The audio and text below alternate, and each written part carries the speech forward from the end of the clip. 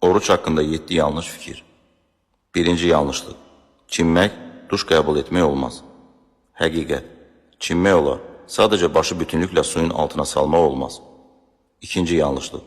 Ağız suyunu tüpürcəyə udmaq olmaz. Həqiqət. Oruç tutan şəxsin ağız suyunu udmasında heç bir məhdudiyyət yoxdur. Üçüncü yanlışlıq. Ağzı yaxalamaq və dişləri təmizləmək olmaz. Həqiqət. Olar.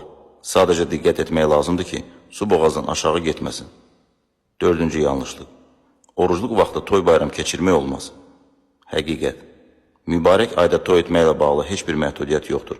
Məhdudiyyət hər zaman olduğu kimi haram məclislərə və bunlara xas atributlardır.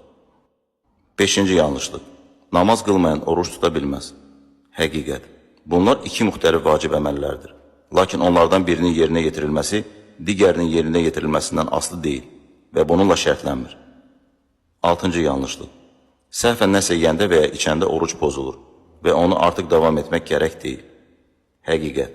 Səhvən nəyisə yemək və içmək orucu pozmur. Amma oruç tutduğunuzu xatırladığınız anda dərhal qida və maye qəbulunu dayandırmaq və qida qalığını ağız boşluğundan xaric etmək gərəkdir. Yeddinci yanlışlıq.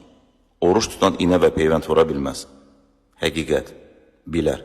Məhdudiyyət yalnız qidanı əvəz edən iynələrə, məsələn, qlukozaya aiddir.